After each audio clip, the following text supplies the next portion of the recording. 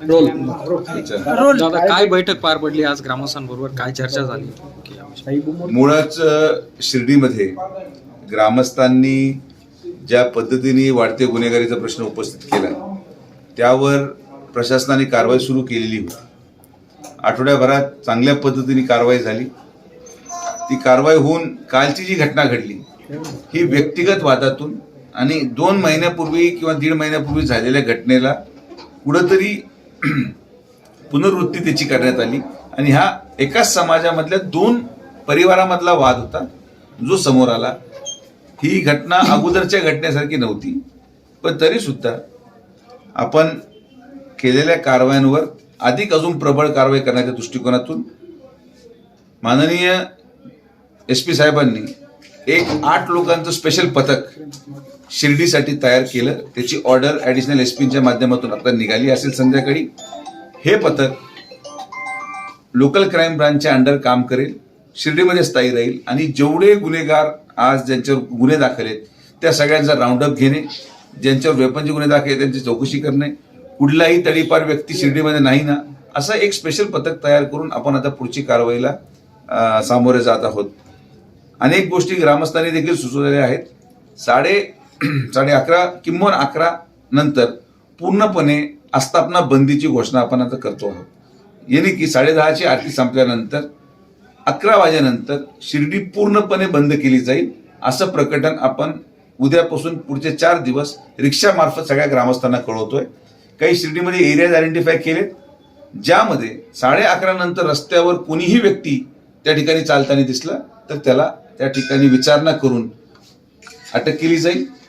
जो कोणी त्यामध्ये म्हणजे अति व्यवस्थित सेवा असेल, कोणी हॉस्पिटलला चाललं असेल तर त्याचा पुरावा द्यावा लागेल. हे करणं काळाची गरज आहे की कोणीही व्यक्ती जो कारण नसताना रस्त्यावर फिरतो, जरी तो ग्रामस्थ असला पण कारण नसताना रस्त्यावर फिरतो, त्यांच्यावर देखील आता आळा घालायचा निर्णय झाला. असे अनेक निर्णय झालेत. मला असं वाटतं की पुढच्या 10 दिवसामध्ये तुम्हाला त्याचा परिणाम अधिक चांगला दिसेल. बऱ्यापैकी कारवाया पोलिसांच्या चालू आहेत आणि यापुढे देखील पोलीस कारवाई करून स्वच्छ शिर्डी अभियान जो आपण हाती घेतलेला आहे त्याला आज अजून गती मिळायचा निर्णय आम्ही सगळ्यांनी मिळून केला. दादा, तुम्ही सांगितलं की जे काही एरिया आयडेंटिफाय केले आहे, असे आयडेंटिफाईड एरिया किती आहे आणि एक प्रकारची ही संचारबंदी असणार आहे, त्याच्यावर उद्या विरोध होऊ शकतो, टीका होऊ शकते. संचारबंदी आपण म्हणू शकत नाही, ही आस्थापना बंदी आहे. व्यवस्थापन म्हणजे काय? हॉटेल बंद होणे. हॉटेल हे 11:30 वाजता 11 ते 11:30 मध्ये बंदच झाले पाहिजे आणि हा निर्णय ग्रामसभेत झालेला आहे. हा काय सुजय विखेचा निर्णय नाही. आणि विरोध करणारे कोण आहेत? शिर्डी सोडून बाहेरचे विरोध करणाऱ्या माणसाला अधिकार नाहीये. शिर्डीच्या लोकांनी त्यांचा निर्णय स्वतः घ्यायचा निर्णय घेतला. शिर्डी ग्रामस्थ म्हणतील तोच निर्णय अंतिम राहील. बाहेरच्या माणसांनी शिर्डीच्या ग्रामस्थांच्या विरोधात जाऊन इकडे सल्ला द्यायची आवश्यकता नाही, त्याचं ऐकलं जाणार नाही. इथं तेच होईल जे ग्रामस्थ पाहतात. आता तुम्ही पहा, प्रसादालयाचा निर्णय घेतल्यामुळे तुम्ही आज अधिकृत आकडा आम्ही जाहीर करणार आहोत. मी 1 आठवडा थांबलोय. रोज 10,000 लोक कमी झाले जेवायचे. 10,000 म्हणजे मी जेव्हा बोललो पूर्ण महाराष्ट्रामध्ये माझं हसू करण्यात आलं, माझ्यावर टीका टिप्पणी झाली. आणि आपण जेव्हा दर्शन रांगेतून निघणाऱ्या साई भक्ताच्या हातात पास द्यायला लागलो, रोजचे 10,000 लोक कमी झालेत. अजून याच्यामध्ये आम्ही मॉडिफिकेशन करणार आहोत की साई भक्तांनाच तो प्रसाद मिळावा. हे भोजनालय नाहीये, हे प्रसादालय आहे आणि प्रसाद भक्तांनाच मिळायचा अधिकार असतो, इतर कोणाला नाही. त्यामुळे साई भक्तांनाच तो प्रसाद मिळावा या दृष्टिकोनातून आज हा झालेला बदल आणि असे अनेक बदल येणाऱ्या कालावधीमध्ये आपल्याला पाहायला मिळतात. आपण प्रसादालयाचा ज्यावेळी विषय उपस्थित केला होता त्यावेळी विरोधकांनी टीका केल्या. मात्र आता शिर्डीत एवढं मोठं हट्टकांड घडलं, एवढे गुन्हे घडतात, तो कुठे गेले विरोधक जे टीका करणार होते तुमच्यावर? आता कुठे जाऊन बसले? नाही, शिर्डीचे ग्रामस्थांनाही माहिती आहे की शिर्डीची सुरक्षतेची जबाबदारी ही माननीय नामदार राधाकृष्ण विखे पाटील साहेबांचीच आहे. आणि म्हणून जेव्हा प्रसादालयाचं वक्तव्य झालं, तुम्ही पहा, मला स्थानिक एकही माणसाने माझ्या विरोधात कधी बोललं नाही, कारण की त्यांना ही परिस्थिती माहीत होती. आणि मी नेहमी म्हणतो, महाराष्ट्र माझ्याबद्दल काय विचार करतो यापेक्षा मी ज्या लोकांच्या जीवावर आज एवढा मोठा झालो ते लोक काय विचार करतात हे मला जास्त महत्वाचं आहे. आणि म्हणून मला आनंद आहे की हे निर्णय घेतल्यानंतर कालांतराने का होईना लोकांना ते फरक जाणवला. आम्ही रितसर आकडा अजून एक मी जसं म्हटलो या सॅटर्डे संडेला कव्हर झाल्यावर 15 दिवसाचा आकडा देऊ की किती संख्या कमी झाली. आता तुर्तास आमची माहिती 10,000ची आहे. कदाचित 8,000 असेल, 5,000 असेल, फ्लक्च्युएट असतं. पण 5,000 मिनिमम आहे, 10,000 100% आम्हाला जाणवतं. दादा, गुन्हेगारी रोखण्यासाठी जो प्रसादालयाचा निर्णय आपण घेतला होता, त्यानंतर असे अजून काय काय आहेत की त्यामुळे गुन्हेगारी रोखू शकतो सर? नाही, नाश्ता पाकिटावर आपण आता पुढची कारवाई करणार आहोत. नाश्ता पाकिट मी स्वतः इथं एक अजून आमच्या भाई जगतापांचं आश्रम आहे बहुतेक तिथं, बरोबर, तर त्यांनाही मी विनंती केली की आपण देखील चार्ज जेवण ठेवा, ज्यांनी की काय आहे की तुम्ही विचार करा, ज्या दिवशी इथं लाईनीत 5 दिवस सुरू झालं, अख्खी गर्दी ते निमगावला पोहोचली, साई निवाराला. म्हणजे हा फरक आहे. ते भक्त नव्हते, पण ते हे जे गुन्हेगार प्रवृत्तीचे लोक जे फिरत होते हे ते होते. आणि म्हणून मी भाई जगतापांची स्वतः त्यांच्या असतात भाई ठाकूरच्या व्यवस्थापनाशी मी चर्चा केली. म्हटलं तुम्ही देखील संस्थांनी घेतलेल्या निर्णयाप्रमाणे निर्णय घ्या. तुम्ही तुमच्या पालखीच्या दृष्टिकोनातून येणाऱ्या लोकांनाच तुम्ही तिथं सुविधा द्या, बाहेरच्या लोकांना देऊ नका. त्यांनी सहमती दाखवली, तेही आपण. पण जोपर्यंत हा एकत्रित प्रयत्न आहे, मी एकीकडे एक करतोय मग दुसरीकडे दुसरं एक जण करतोय. त्याचबरोबर शिर्डी नगर पंचायतला आता आपण टेंडर काढायला लावलंय. एक आपण एजन्सी नेमतोय, ज्या एजन्सीमध्ये शिर्डीचं सेन्सस केलं जाणार आहे. प्रत्येक घरामध्ये जाऊन प्रत्येक माणसाचा Aadhaar card, coupon, voter ID card, तो भाडुत्री राहतो का, तो इथला रहिवासी आहे का, मतदार यादीमध्ये त्याचा अनुक्रम क्रमांक नंबर, अशी कंपनी आउटसोर्स करून पूर्णपणे 1 महिन्यामध्ये शिर्डीचं सेन्सस तयार केल्यानंतर जे लोक बाहेरचे, आता काल आम्ही हातगाड्या जप्त केल्या, त्या हातगाड्या जप्त केल्यामध्ये एक जण जळगावचा निघाला, एक जण धुळ्याचा निघाला, एक जण मालेगावचा निघाला. म्हणजे इथले रहिवासी नाहीच आहेत हे लोक. आणि म्हणून आम्ही हा निर्णय घेतला. हा सेन्सस झाल्यानंतर 1 महिन्यानंतर अजून अधिक कठोर कारवाई करायचा निर्णय झालेला. आणि ग्रामस्थ आता या बाबतीत ठाम आहेत. आणि माननीय नामदार राधाकृष्ण विखे पाटील साहेब ग्रामस्थांच्या पाठीशी, सर्वपक्षीय ग्रामस्थ जे म्हणतील शिर्डीमध्ये तेच होणार. दादा, एक प्रश्न पुढचा असा आहे की ग्रामस्थांनी पण एक म्हणणं मांडलं की गुन्हेगारांच्या आका होऊ नका.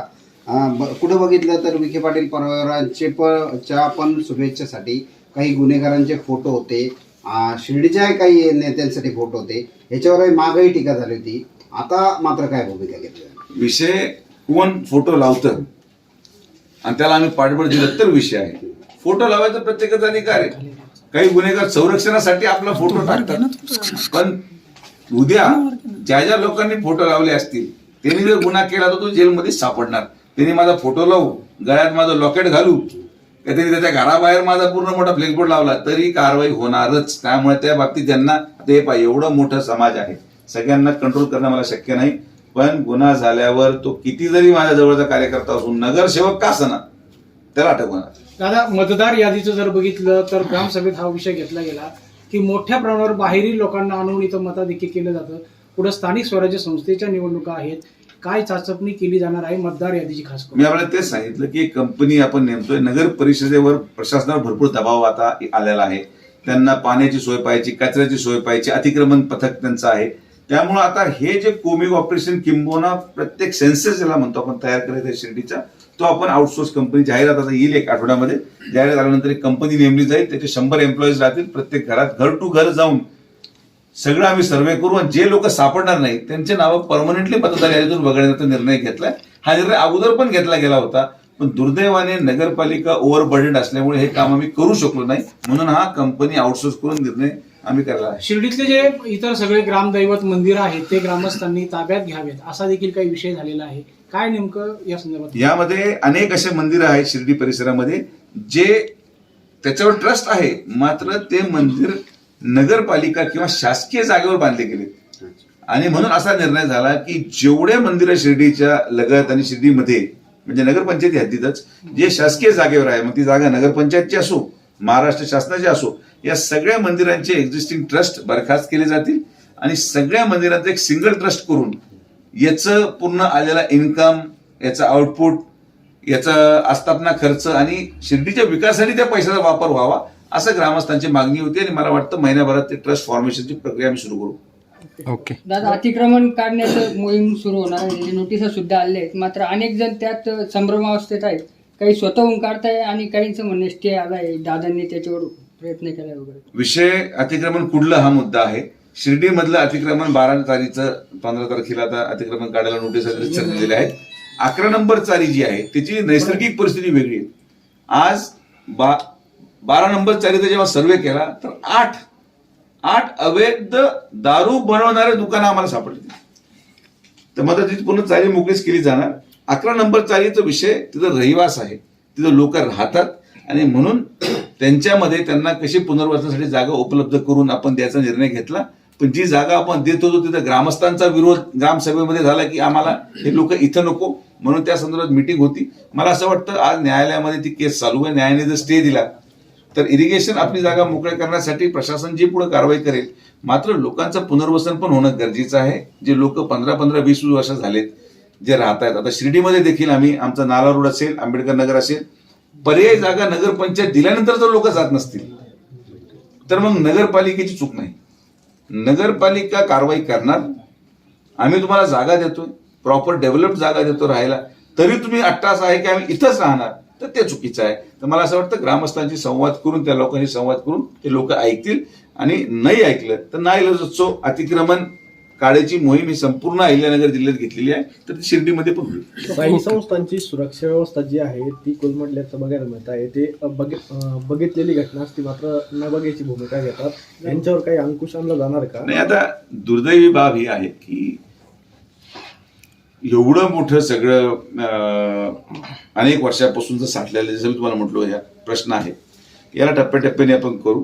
संस्थांच्या व्यवस्थेमध्ये जे कर्मचारी असतील किंवा जे लोक सिक्युरिटीची जबाबदारी ज्यांची असेल ती खरं मंदिर परिसरातली जबाबदारी त्यांची आहे. आता बाहेर येऊन लोक त्रास देतात किंवा हे जे बाहेरचे लोक आलेले आहेत जे अतिक्रमण करतात, यावर आता जेव्हा पूर्ण कारवाई होईल मग आपण संस्थांच्या संरक्षण विभागाशी संलग्न राहून पुढची कारवाई करू. पण सध्याची कारवाई ही पोलीस प्रशासन, शिर्डी नगरपंचायत प्रशासन आणि महसूल प्रशासन हे मिळून करत आहे. याच्यामध्ये सध्या संस्थांचा सहभाग आपण घेत नाही. ओके ओके दादा.